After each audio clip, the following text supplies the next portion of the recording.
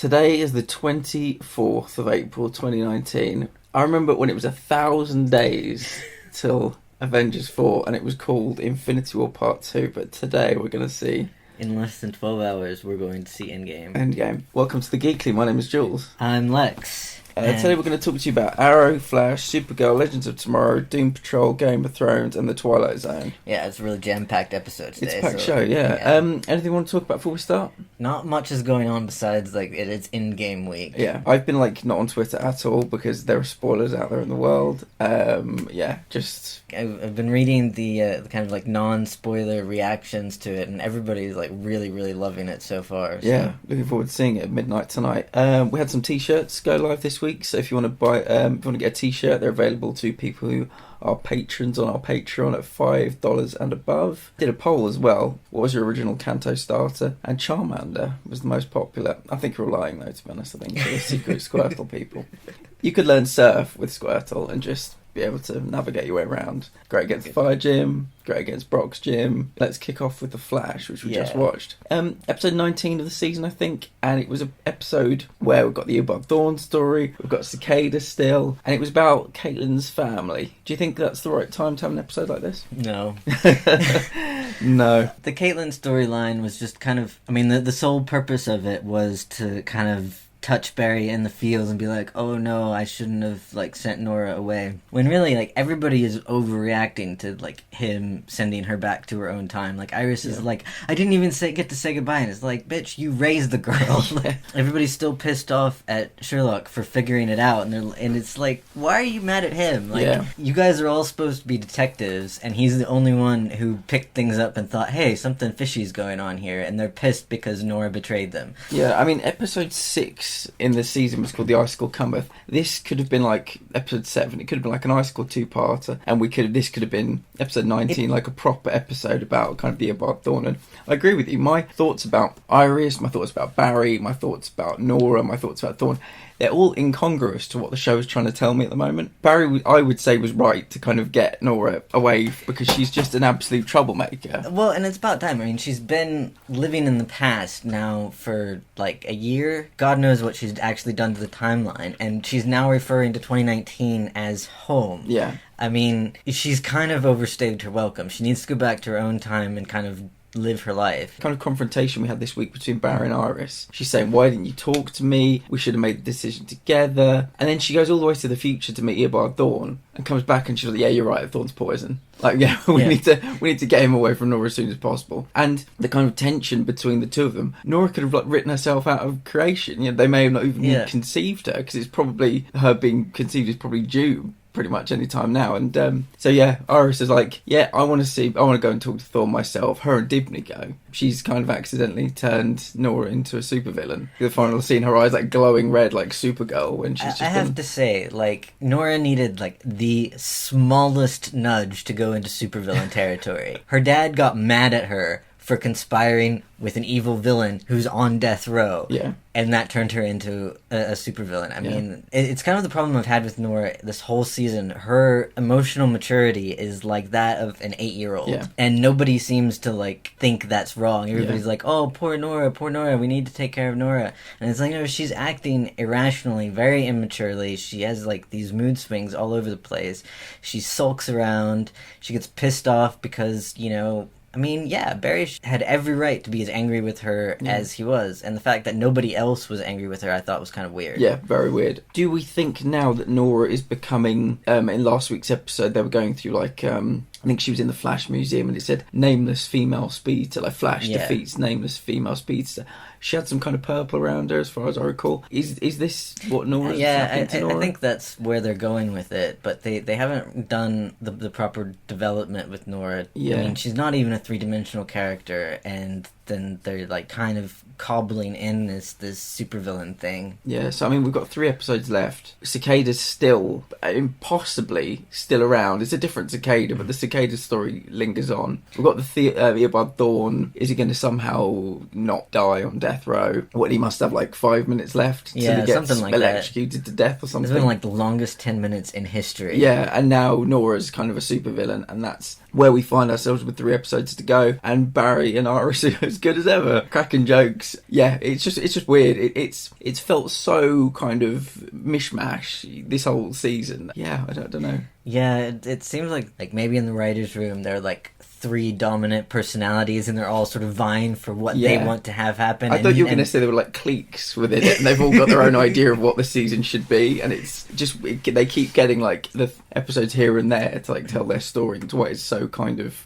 weirdly mosaic now. Yeah, I mean it's something like that. It's the pacing, the storylines, and everything. It's just not all adding up to a cohesive whole. And really, I thought that like the Frost storyline was, I mean, he's about to kill her and just magically he's able to fight off Icicle, and like she doesn't do anything. There's no like, it's just this random thing that happens. Is the Flash the darkest show in the Arrowverse? No, I think the Arrow still has that. I would say this is getting there. Some of the kind of the first scene of this, Barry like absolutely losing his shit, like emotionally all over the place. Both the Iris and him doing things behind each other's back. This show's gone a long way since, early days. See, I don't really see any of that as dark, because like then it turns around. I mean, the episode started off with like Iris and Barry having the kind of biggest fight that we've ever seen them have. But by the end of the episode, they're just everything's fine. They're all good. They're both like, and Barry was like admits that he was wrong when he was not wrong. I don't think Iris has any standing in deciding whether or not Nora stays or Nora goes, because she's like way too invested in like Nora being pissed off at her in the future and stuff like that.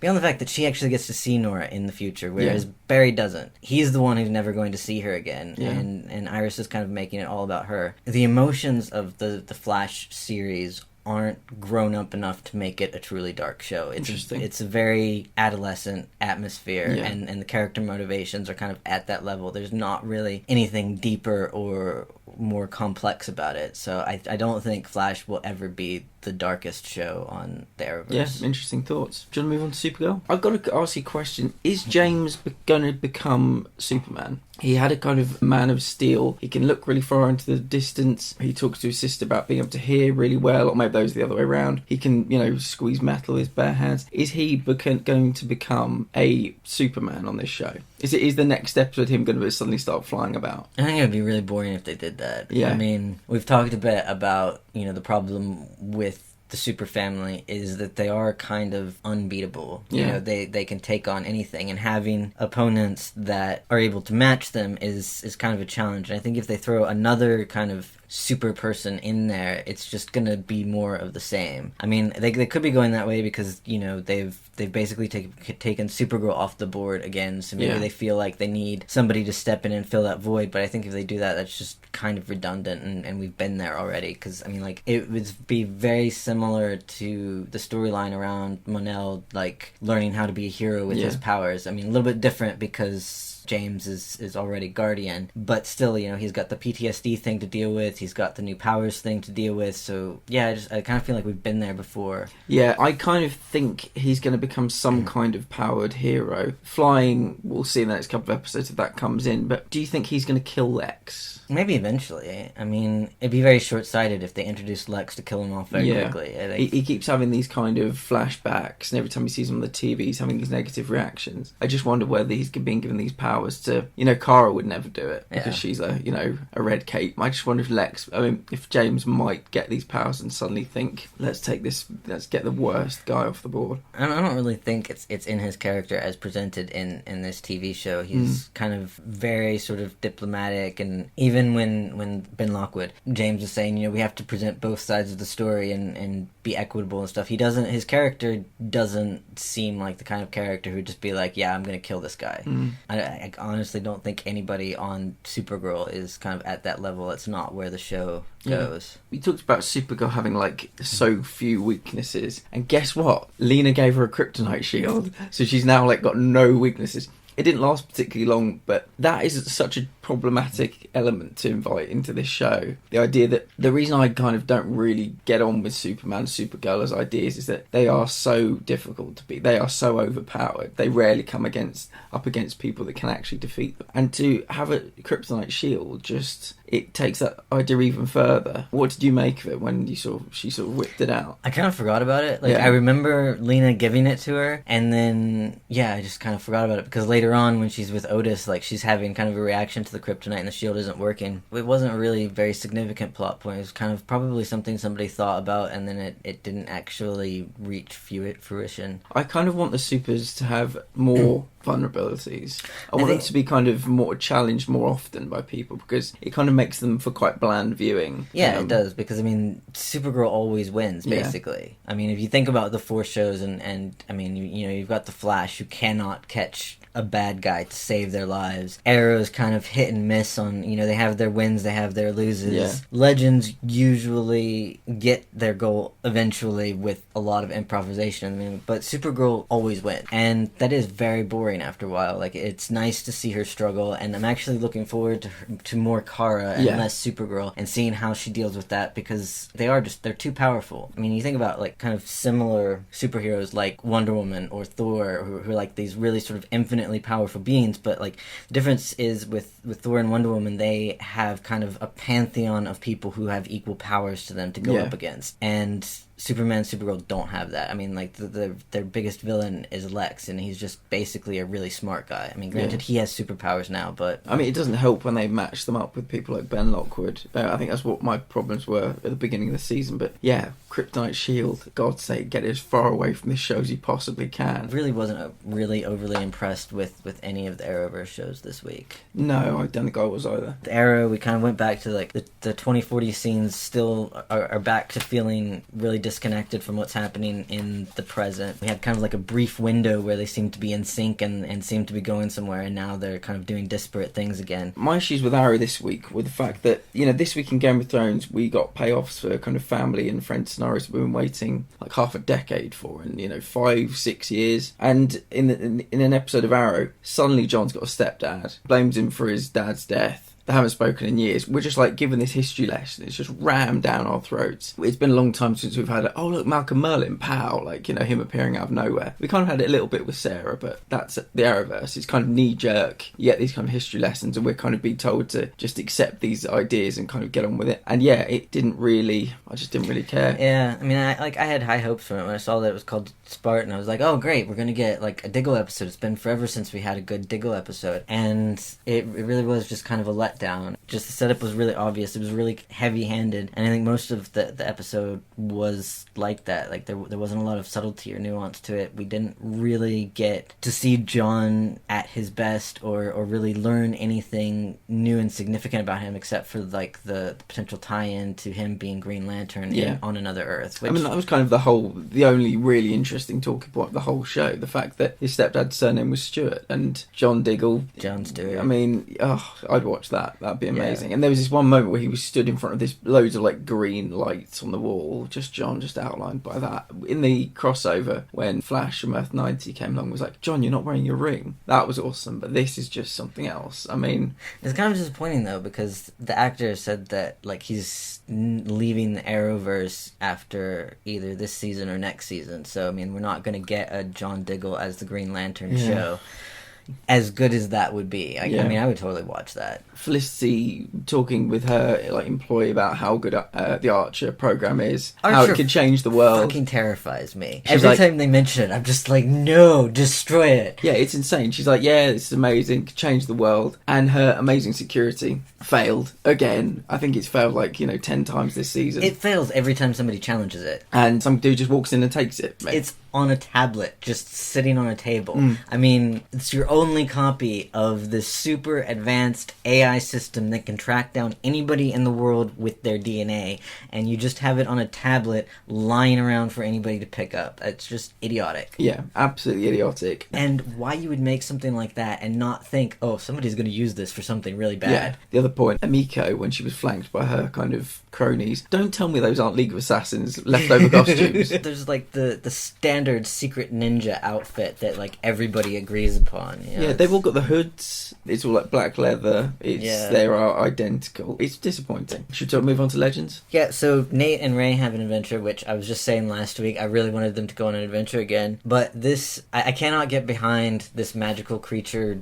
amusement park. Like, it's so bonkers, even for Legends. Like, it really is testing their credibility. And typically, you know, Legends has been able to kind of go off on these, like, really ridiculous, kind of silly-sounding missions with equally silly-sounding villains, and it kind of works out. But yeah, this, like, Hank Haywood's theme park, it's too much. I can't get on board with it. Yeah, agreed. So Neron he tried to weaken her soul by sending her to her own personal purgatory. And it was like IKEA. Ava, yes. Yeah. Ava, and it was like IKEA, basically. She was just walking around, like, flat-pack furniture everywhere. And Sarah had to go in and rescue her. And they had to do these kind of like trials of whether their relationship would work out. One was building a wardrobe, one was picking a mattress, and the other was like, Sarah had all these choices of like Ava's, like there were Barbies and all these boxes, and she wanted the real one, so she kind of passed all the tests, and now they're together again, which is really nice. I'm really glad that they got them back together, and the biggest thing about the episode is that, like, Ray is evil now. Yeah, doing that weird, like, whistling. I can't remember what the tune was, but yeah, Neron is no longer in Desmond. He's now in Ray. I like the combination of Constantine and Nora, I have to say, when they were like fighting against a Neron in Des, and the kind of spirit came out of him, or demon came out of him and like went into Ray. They're a good combination. I like a bit of magic going on. They're both a bit on the outskirts of like the main Legend team. Yeah. I mean, like, Constantine's kind of an unofficial member of the Legends, but he's still sort of like, he goes off and he does his own thing. Yeah, and neither of them are kind of wisecracking. They're kind of on the darker side as well, which is nice once in a while on Legends. What did you make of Zari, Charlie and Mona basically trying to send a text message to Nate? An entire freaking episode of Zari trying to figure out how to ask Nate out by text. Yeah. Like, It was poison. It was just horrible. Terrible. Yeah, talk about the Bechdel test for television shows. And this episode failed epically every opportunity it got. You had these, like, 3 really powerful superhero women sitting around for an hour talking about how to best text a guy. Yeah, and like what emojis meant. What eggplant was it? The episode title was the wardrobe, the eggplant, or the eggplant, the wardrobe, and the witch, or something. Yeah. I can't remember what order it was. It was some like the lion, the witch, and the wardrobe. Yeah, it demeaned all of them. I thought Mona's kind of, she's been brought on. I enjoy her, but she's very much the juvenile kind of side. Yeah. Zari, I've never seen her that way. I've never seen her kind of giggle and smile like she was in this. She's a real badass. She's got the totem. Charlie's a fucking, shapeshifter. Like, to have particularly Charlie and Zari, just this really juvenile plot line, it was so disappointing and frustrating, and I hated it. Is that all we've got to say about the Arrowverse this week? Yeah. Disappointing week for the Arrowverse, I think. Yeah. I think all these shows are just desperate for the season finales now. I think, like, at this point, they're all putting their effort into next season's crossover, and they've kind of left the current season behind. Yeah.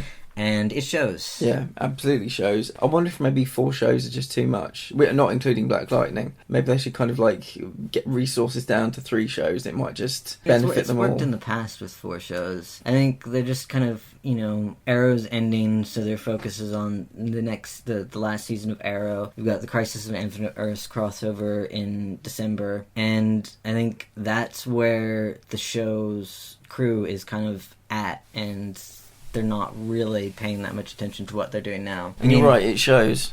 Okay, so let's talk about Doom Patrol. Let's talk about Ernest Franklin, the Beard Hunter. Beautiful. What an idea. Yeah, and so disgusting. So disgusting. He is trying to find Niles Calder because that's what the Bureau of Normalcy, that's what they want. And so he goes into Doom Manor and takes a big scoop of beard hair out of Niles' sink, eats it as if it's the most amazing delicacy you've ever seen in your entire life. His power, one of the greatest powers of all time. Why isn't he in the Justice League? Come on, people. He can find someone's beard through all of space and time, I think he said. Yeah. He knows where he can find it where it is or where it's been, and he's on the pursuit of Niles Calder. What a delicious concept. The actor that they had played him, he did just an amazing job. And the Beard Hunter is kind of a perfect example of the absurdity of Doom Patrol. Like, absolutely. If you kind of compare Doom Patrol with Legends, they kind of have a similar thing. They're like the quirky, weird, not necessarily super serious, although the Doom Patrol is a lot darker than Legends. But so comparing them this week, Legends tried to do an absurd thing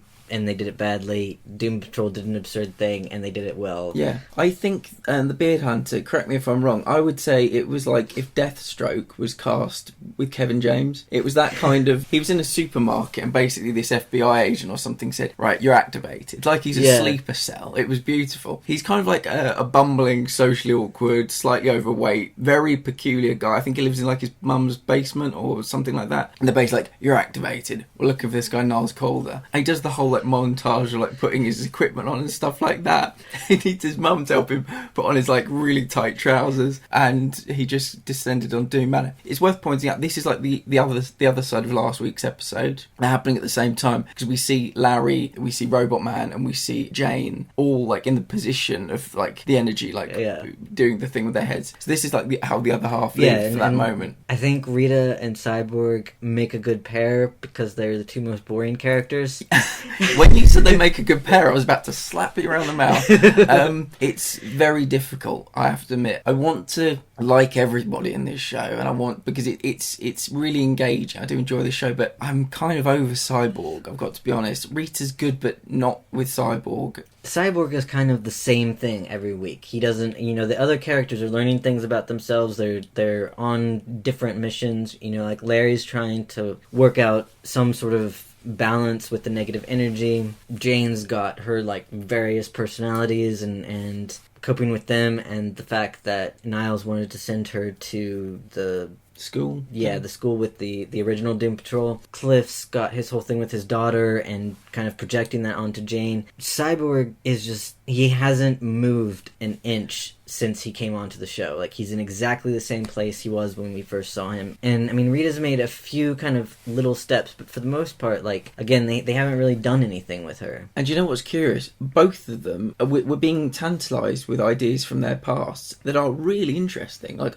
what did Rita do with this baby and this girl? Was it, like, Mary Beth or something like that? Yeah, something like that. What's happening with Cyborg's mum? Like, because he's been given these false memories. God damn it, I'm excited by those, but, like, all we get is Cyborg, like, being really preppy. You know when, like, his arm blew up the first time? I can't remember why it blew up the first time, but the Beard Hunter, by just... I mean, it was a brilliant moment. You see this bit of Cyborg's, like, stubble, like, drop off, and the Beard Hunter's, like, tied to a chair, throws himself on the ground, and, like, just eats it, again, like it's this delicacy, like it's foie gras or something. And by doing that, he could, like, hack Cyborg's arm, and so, again, Cyborg's arm nearly blew up. We're just being given Cyborg as he's a fairly kind of annoying individual whose tech can be easily hacked by almost anybody. Yeah, there's nothing amazing about Cyborg yet. But yeah, I mean, what did you think of the Beard Hunter? Yeah, I mean, the Beard Hunter was the best part of the episode, and I mean, they do absurd really well in this show. Yeah, and so anyway, he's tracking Niles, and then the final moment of the show, we'll talk about the Niles story in a second. It did deserve a bit of explanation because it was quite interesting, but he finds this kind of papier-mâché Niles Calder, like, sat in the wheelchair, talking. It's like his voice has been recorded or something, and he finds him in this kind of, down this stairway, and then it's like a trap, and then the monster from Niles' story kind of attacks and presumably kills him. Really? It's up in the air. Yeah. Kind of a weird way to end. So let's talk about the Niles story. He, back in 1913, was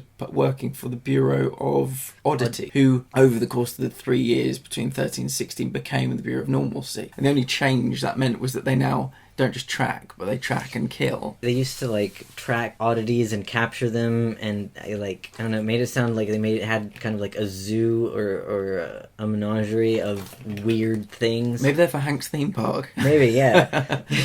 And then when they switch to the Bureau of Normalcy, they now eradicate. Yeah, which is super dark. So between the years of 1913 and 1916, Niles was tracking this it's kind of like a Neanderthal woman living in, like, Alaska or, like, Arctic tundra or something. I can't remember I think it was Alaska, probably. To him and his partner's presumed killed. They find her, and Niles basically falls in love with this woman over the course of 3 years, and he thinks she has, like, the secret of eternal youth. And so that's kind of what they were looking for, the Bureau of Oddities, to save her secret after 3 years, because the guy didn't die and he refinds him. He leaves her, like, abandons her, because he wants the secret to be kept. And then we find out that Mr. Nobody's kind of, like, watching his memories back, like he's at the cinema, and it seems like Mr. Nobody is curious about where this woman is because he wants eternal life for himself. I would have thought he's already kind of well on the way to having some kind of eternal life. You'd think so. Yeah. I mean, I don't really know the specifics of a sort of disembodied, fractured energy being, but at the very least, he seems a bit omnipotent. So you would think that would give him a bit of eternity. So yeah, a really good episode.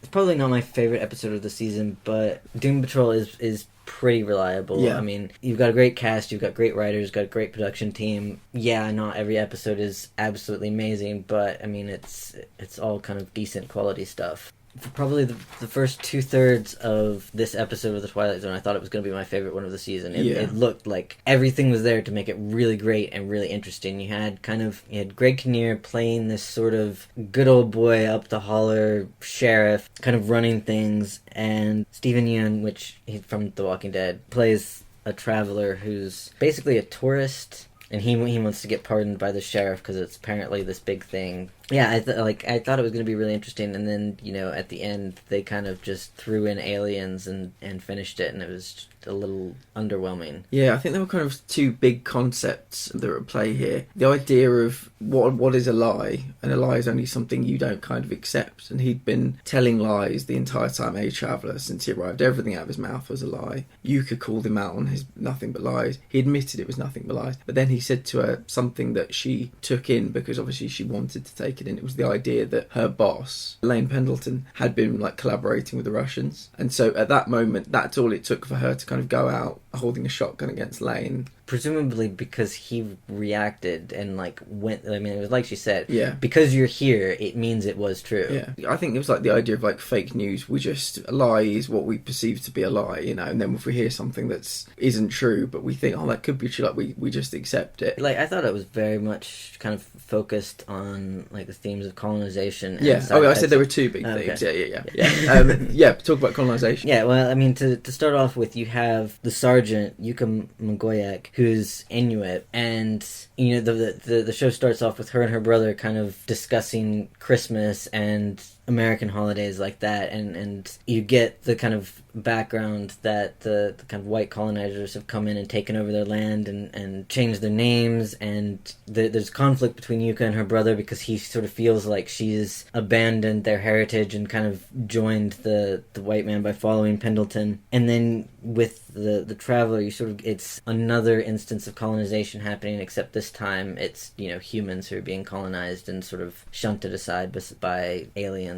Maybe if they'd introduced the alien idea earlier on, I don't know. But the way they did it just seemed very shoehorned in. Because Pendleton and Yuka are out by this power shed that's supposed to control the whole grid between the military base and the town, and just this swarm of alien spaceships comes across the sky. And I think the ideas they had going on for the first 2/3 were really interesting. The colonization, I didn't really pick up on the antagonism between Yuka and Lane. It sounds like you picked up on it a bit more, and the traveller was basically saying everything that came out of his mouth was to antagonize people. It was turn people against each other, but he didn't create divides. He kind of helped grow what was already there, divides between the two people. You kind of get this sense from Yuka that she thinks she can do the job better than Pendleton, and she doesn't say it, and there isn't really sort of any overt moment where it comes out. It's just her body language and her kind of reactions to the things that Pendleton does, and kind of the way she refers to him indicate that she doesn't think very much of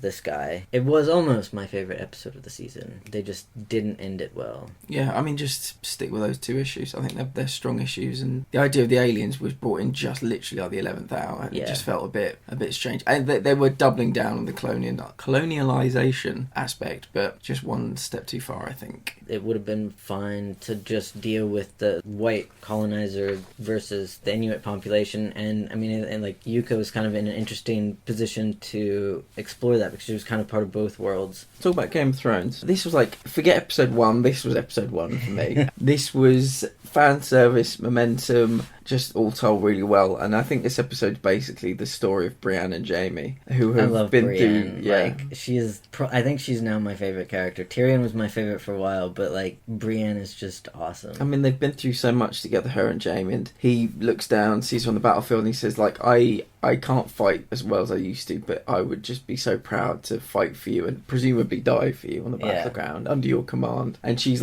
so moved by that. I like seeing Podrick, the fact that he's like quite a good fighter now, and he's like teaching people how to fight. But they are just so that's been his character arc throughout the whole show has been one of the best, I would say. Definitely, and I get that, because he's had some stumbles. It hasn't been a steady progression. He's kind of made some steps and then like kind of slipped back into old ways. His relationship with Cersei particularly held him back a bit. He had trouble letting go of that, and he's finally reached the point where he realized that Cersei is like he says to Tyrion that Cersei fooled him, and Tyrion kind of very rightly says she didn't fool you. You always knew what she was, and you loved her anyway. And I think what we're seeing now is that Jaime has evolved and Cersei hasn't. Yeah. I think a large part of that is Brienne's influence on Jaime.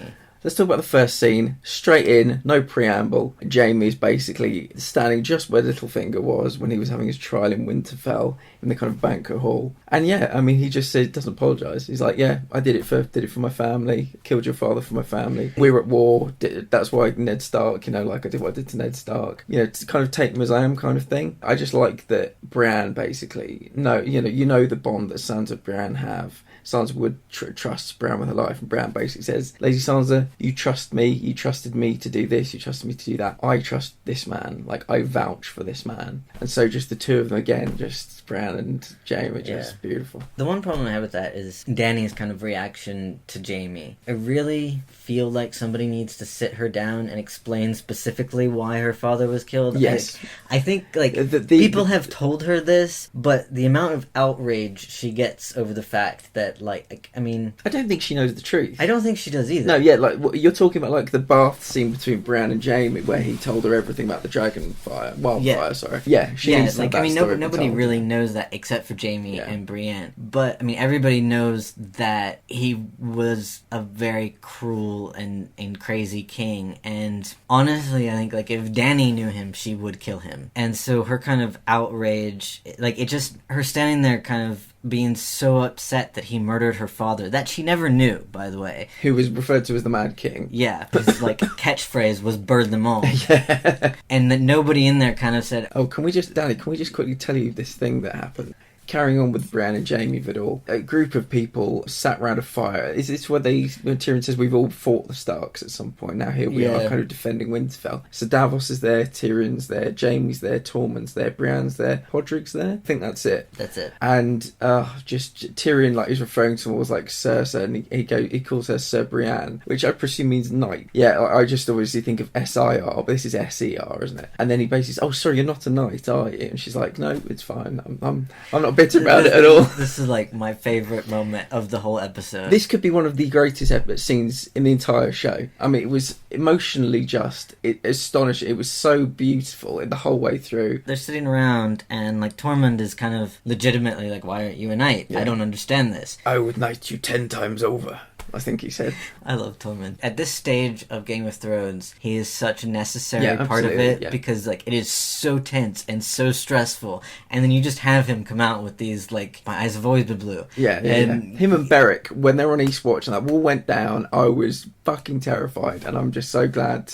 I loved it when he kind of rugby tackled John when they first met as well. But anyway, going back, because so he's sitting there saying, "Well, I'm not a king, but I would knight you if I could," and Jaime's kind of "Well, actually, you don't need a king. You just need a knight, and I'm a knight, so get over here." And she kind of mulls it over for a little while, just you can tell she doesn't believe it, and she doesn't want to believe it, and when they're talking about it, she acts like she doesn't care, and you get this kind of the other bit about this that I really like is you can see the nuance of Brienne and Pod's relationship, and they kind of have a whole conversation without saying anything, because he obviously knows how much she wants to be a knight. Hasn't he said to her 50 times, called her a knight or something, and she's "I'm not a knight, don't need to be a knight, doesn't define me, I'm happy being what I am." But it's that deep down to be a knight would be, you get the sense that she says she doesn't want to be a knight because she knows she never can, and she can't bear to kind of hope for this thing that she'll never get. And so then when Jaime kind of stands up and takes his sword and is like, kneel. And just like the look on her face goes from like, incredulation to like disbelief This to is like, happening. and then like afterwards, Gwendolyn Christie does it amazingly. Like she barely says anything, and like she doesn't say anything in this whole thing. It's Jamie doing the night thing, and like the facial expressions that she goes through is just, it's amazing. Yeah. Like it's. I mean, she's just at that point of almost, tearing up. And Jamie, they basically nod at each other. It's nothing, they don't hug or anything like that. They just kind of give each other that kind of weird nod. But to culminate that scene, at the very end of it, Podrick sings a little song as well, which was really nice. Yeah, that was kind apparently that song has some connection. That was just a wonderful scene. Let's talk about some other amazing scenes. Everybody is talking about the Arya and Gendry scene, and I mean, people are freaking out about it. Personally, from the very beginning, I knew this was where it was going. Like, even when, like, Arya, she was 14 or whatever, just, like, the pairing of them, it was like, yeah, eventually these two people are going to end up together. Yeah, didn't expect this, though. Really? I didn't expect a scene like this between them. I expect them to get together, but I found this scene incredibly jarring, I've got to be honest. She's obviously not a child anymore, but the problem is the actress is still very small. Yes, yeah. The guy that plays Gendry is, like, pretty ripped. He's probably, like... Yeah, he's massive. Yeah, I mean, I think he's slightly taller than Jon as well. Wasn't that a bone of contention between them? I understood they'd get together, wanted them to get together. I was almost like watching this through my hands. I didn't particularly enjoy this scene at all. She just will forever kind of be like a child in my eyes, and it was odd to me. I'm glad they're together, but it made sense. This could be our last night on this earth and stuff. But yeah, I still didn't particularly like it. I mean, as many people as she's killed, as ruthlessly as she's killed them, the fact that she has a rather long kill list. Yeah, I didn't have a problem with it. I mean, I thought they've always had a really good relationship with each other, and I mean, she's grown up now. She's a psychopath. Psychopaths have sex. Yeah. So yeah, I thought everybody's kind of, oh my god, Arya's had sex. I mean, like, the thing about like the first time that Sansa had sex on the show, and I mean, it was a rape scene. Dany is as well. This kind of the first sort of purely consensual, non-incestuous sex scene that we've ever had on the show. You could be I still didn't like it. And yeah, I think good for Arya. Yeah, no, good for her. And I'm glad they're together. I just didn't need to see that happen. I really like that Jorah got Heartsbane from House Tarly. Yeah, that was a really cool moment. It was almost a redemption moment. He's had several redemption moments, but it's, you are worthy of a Valyrian steel sword. It's not Longclaw, but I mean, it could be in House Mormont from now on. You never know. Or presumably, well, I mean, he's not. Just trying to think who's going to survive this. To be honest, we should talk about the Sansa and Dany conversation. Yeah, I mean, that was interesting because it felt like it needed to happen, and for one glorious moment, they were kind of on the same side. Sansa was like, you know what? The moment you walked in here, I should have been so grateful to you, which she fucking should have been. There was a fucking huge undead army walking. Jon went away, and he doesn't want to be a king. All it cost him was kneeling to the Queen, and she brought 2 armies and 3 dragons. We're down to 2 now, but yeah, like that one glorious moment, they seemed to be on the same side, and then Sansa was like, well, what happens at the end? She's responsible for the North, and as Sansa said, we lost the North, but we took it back, and we want to keep it. I think Dany is going to have to, like, let go of the North if she wants things to be kind of smoothed over. What did you make of Theon? I don't know what to think about Theon. The relationship that's developed between him and Sansa is interesting. I know a lot of people are, like, shipping them, and honestly, I don't really want Sansa to end up with anybody. I think she's been through enough at this point to, like, let her be Lady of Winterfell and have that power and that authority, and because she's earned it, and I mean, she's more than capable. But I do kind of like that Theon's had a bit of redemption for betraying Robb by, like, everything he's done to help Sansa, and telling Yara that, like, he wanted to fight for the Starks against the army of the dead. I really enjoyed the moment when he walked in and Sansa was, like, almost, like, tearing up and ran over to him, because they went through some pretty tough shit together, and he's kind of seems to be redeemed now, and I like that they're using Bran as bait, basically, for the Night King, and he was like, well, the Ironborn, we will come with you to the Godswood, and we will defend you, and that's quite nice. The next episode, presumably when the big war happens, or when the big fight happens, their plan is to lure the Night King to the Godswood. I want to put, like, a slightly different concept to you. Do you remember, like, when Bran was having those visions, and one of them was the shadow of a dragon flying over King's Landing. It wasn't like winter; it was kind of a sunny day there. Do you think that because I just want that very end, the final scene where we saw like some White Walkers like lining up. We didn't see the Night King, didn't hear a dragon. I'm curious whether he's heading to King's Landing on a dragon to torch the whole place, and then they're fighting heading north towards the White Walkers. They'll win this battle, and then they'll think, well, you know, where do we go now? And all of Jon's army, what's left of it, will have to go and fight like an undead Golden Company or something. Maybe even Cersei will be the Night Queen at this point, which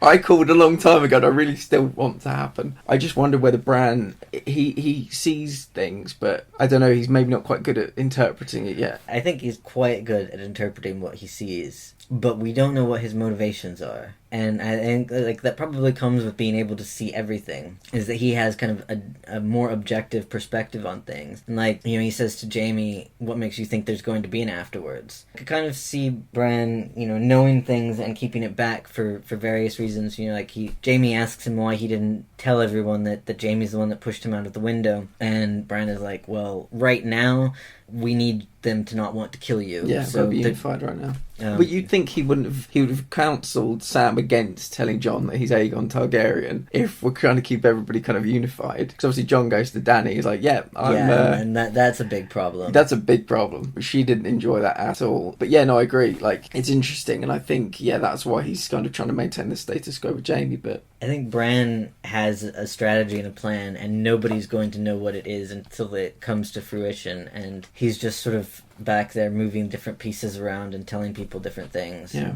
Who do you think's going to live next week, and who do you think's going to die? I have no idea. This is like a fantasy football bracket. We need to think about who's going to live, who's going to die. The conversation between Missandei and Grey Worm, their perfect life together. Narth, we can't protect ourselves. Unsullied, we will protect you. What a great union that would be. Will they allow us to have it? They better allow us to have it. They would be great. Missandei and Grey Worm are kind of the purest thing about Game of Thrones. They're one of the greatest couples there's been in the whole show. I want them to be able to go off and be happy and, you know, not have to deal with anything horrible. Let's think about Jaime and Brienne, another couple where I kind of think one or both of them's going to die. I think Jaime is going to die. I don't think Jaime's... I mean, maybe not next week, but I don't think he's going to make it through to the end of the season. Yeah. If they kill Brienne, I'm going to be so upset. Yeah. Like, it's unforgivable. Brienne needs to... I would love to see her kind of lead the Kingsguard or Exactly what I was going to say, at Winterfell, yeah.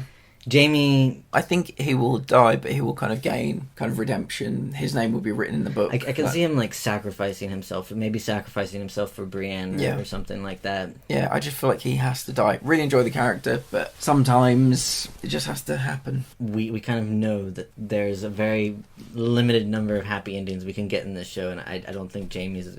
Although, actually, I think sacrificing himself for a worthy cause would actually be a happy ending for Jaime to kind of like make up for everything that's gone before. I think Beric's going to die. Well, he can't be resurrected anymore. And I think that's he's going to die. Because they have mentioned several times like this is your last turn. Yeah. Hound? I think he might survive. I mean, he's stuck around this far. Yeah. He's kind of cheated death already as well. Yeah, like it's been a quieter redemption, but he has kind of gone from being just like a Lannister lackey to sort of a respectable almost knight. I mean, because again, he's another one that's like, I'm not a knight, and he genuinely has no interest in being a knight because was he a knight and then he was like removed from being a knight? He was never a knight. His brother was a knight. That plays into his feelings on knighthood that, you know, because the mountain is so horrible, like the Hound doesn't want to be a knight because then he would be just like his brother. I think Tormund's going to live, and I think he's going to be head of the Night's Watch. I can see that. That's our episode for this week. We will be having a special bonus episode with the Infinity War and a spoiler-free in-game review. Find us on Patreon. Find us on Twitter at GeekNerdPod.